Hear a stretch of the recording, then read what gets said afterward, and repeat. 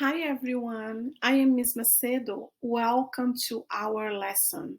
In today's lesson, we are going to learn about imagery. Are you ready?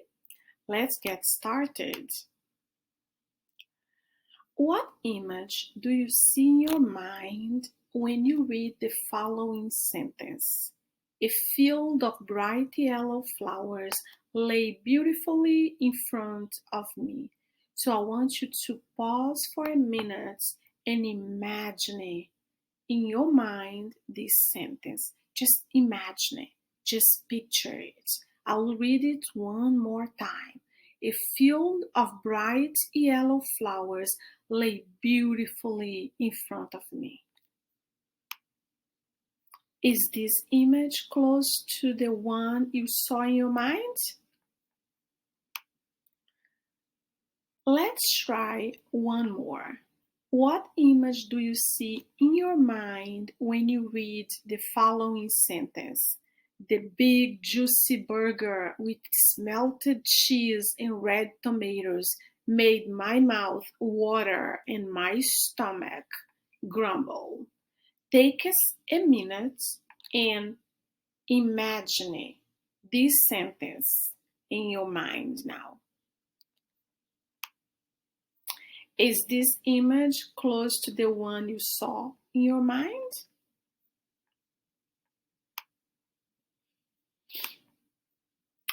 Imagery refers to the mental pictures that readers experience when reading literature. Imagery appeals directly to one or more of the five senses. That's why I asked you when I read the sentences for you to imagine them in your mind.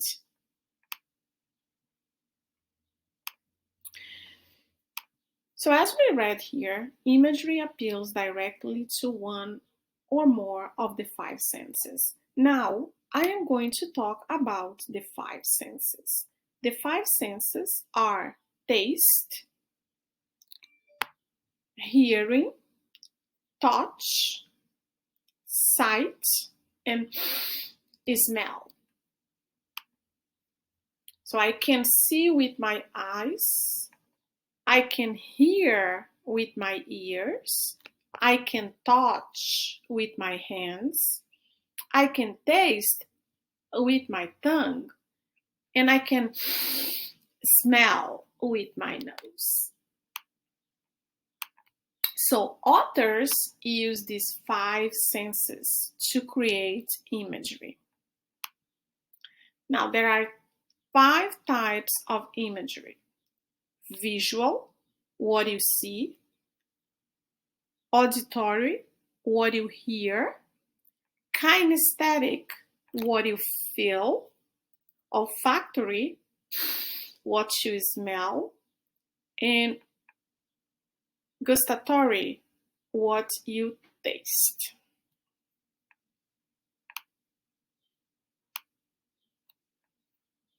So let's look at an example of visual imagery. The golden rays of the setting sun reflected upon the clear waters of the lake.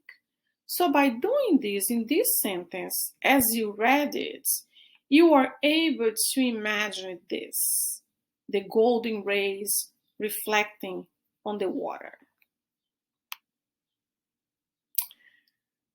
Let's look now at auditory imagery. The trees rustled as the wind whistled gently through the leaves. So now the author used auditory, so you could use your ears to create an image.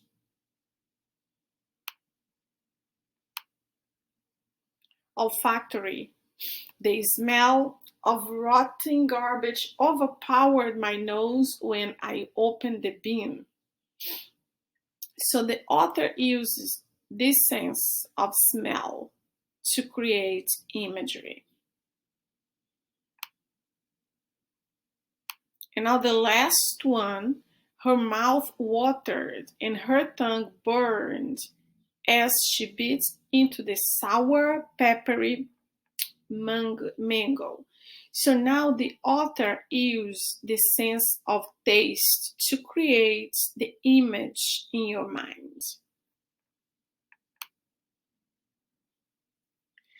Now that we learned about imagery and the 5 different types of imagery, it is your time to show your understanding. So I want you to create a visual imagery. So you are going to use the sight. But first, I am going to give you the example that I created. She sat at the desk, chin on hand, and carelessly flipped through the pages. When she got to chapter 3, she sat up straight and pulled off her glasses. So, as you read this, you could create an image in your mind. You were able to visualize what the author wrote. And I created here a visual representation. And this is what I want you to do now. I want you to create a visual imagery. And I already wrote a sentence here. I typed a sentence, and you can draw this. She accepted the bouquet. It was filled with her favorite flowers, white roses and lilies. So now you can create a visual representation of this imagery. Or what you can also do, you can create your own sentence now demonstrating that you learned imagery. So you can create your own visual imagery. So you can write down your sentence or you can just draw. Today we learned about imagery. Imagery refers to the mental pictures that the readers experience when reading literature, and imagery appeals directly to one or more of the 5 senses. Thanks for watching this video.